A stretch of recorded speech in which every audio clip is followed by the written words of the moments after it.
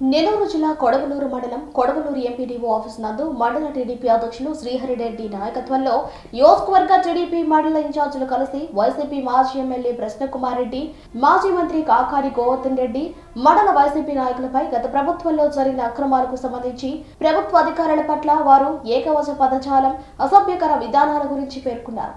YCP నాయకులకు సవాల్ విసురుతూ మీరు చేసిన అవినీతి భాగవతాలు వెలికి తీస్తే జీవితాలు మొత్తం జైల్లోనే మగ్గాల్సి వస్తుందని, మా ప్రభుత్వంలో మా ఎమ్మెల్యే ప్రశాంతి రెడ్డి కక్ష సాధింపులకు దిగితే వైసీపీ నాయకులు ఇళ్ల నుండి బయటకు వచ్చే పరిస్థితి లేదని సవాల్ విసిరారు. వీలైతే ప్రజలకు మంచి జరిగే కార్యక్రమాలు చేపట్టాలని కోరారు.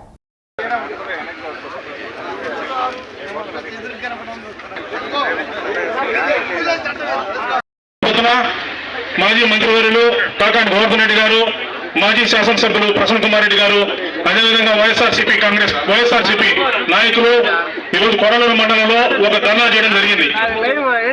అదేంటంటే ఈ 8 నెలల తెలుగుదేశం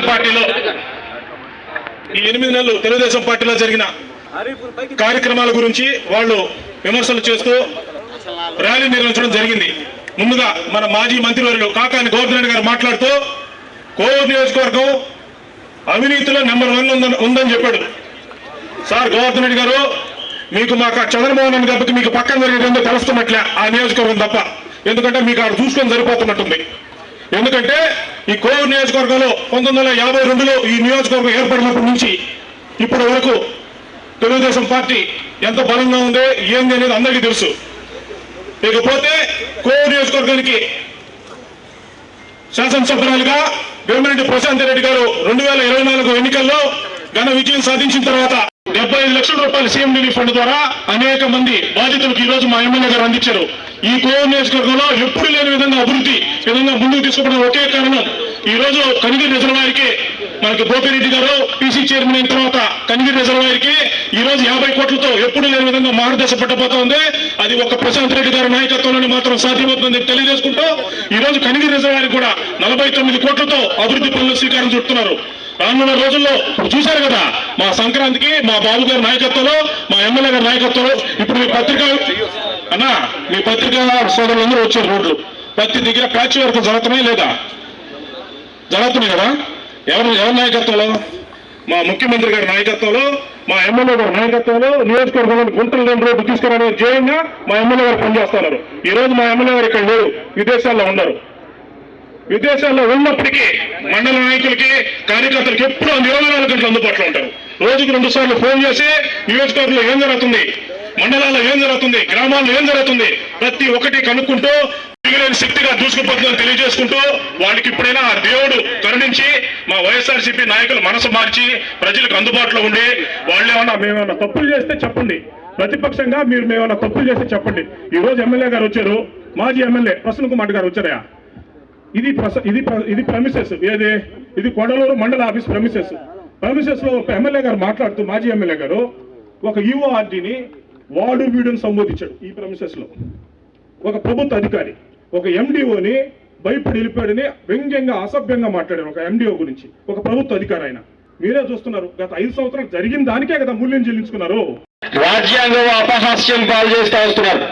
నోటికొచ్చినట్టు నోటి బోల ప్రసన్నకుమార్ రెడ్డి దగ్గర నుంచి ఈ రోజు ఇక్కడికి విచ్చేసినటువంటి జిల్లా అధ్యక్షుడు గోవర్ధన్ రెడ్డి దగ్గర నుంచి ఇక్కడ ఉండేటువంటి లోకల్ నాయకులు చలపతిరావు గారు వీళ్ళు కూడా మాట్లాడినటువంటి పరిస్థితులు ఈవీఎంల గురించి తప్పుగా మాట్లాడారు.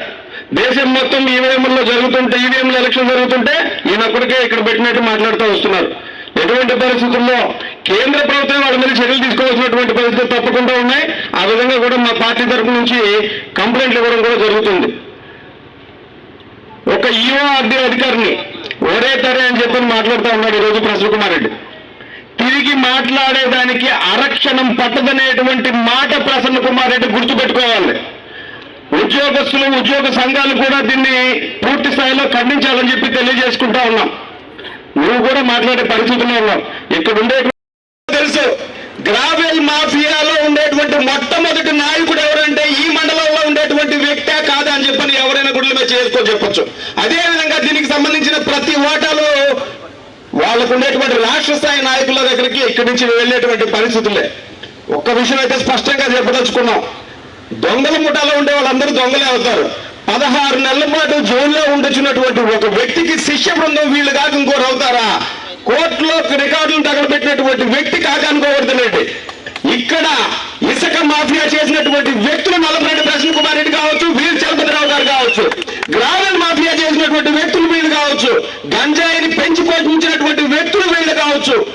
రాష్ట్రంలో ఉండేటువంటి 175 నియోజకవర్గాలు అన్నిటిలో కూడా ఏ విధమైనటువంటి అరాచకాలు, అసాంఘిక కార్యక్రమాలు ఒక కోవూరు నియోజకవర్గంలోనే గడిచినటువంటి 5 సంవత్సరాల్లో జరిగినాయని చెప్పిన గట్టిగా చెప్పగలం. మీరందరూ కలిసి మీరందరూ ఇక్కడికి వచ్చినటువంటి ఈరోజు మార్నింగ్ ప్రెస్ మీట్ పెట్టినటువంటి వ్యక్తులు సాష్టాంగ నమస్కారం. ఎన్ని తప్పులు చేశారో చెప్పండి. గోవర్ధన్ రెడ్డి గారు మాట్లాడాడు, కోవూరు నియోజకవర్గం 6 నెలలకి అవినీతి భూమిలో గుడికోపోయిందని. పొరపాటు పడ్డాడు గోవర్ధన్ రెడ్డి గారు. 5 నెలల్లో వైసీపీ చేసిన అవినీతిని చెప్పుకోలేక మారుసాలుగా ఈ మాట టీడీపీ మెంబర్ ఉద్దిపోయాడు.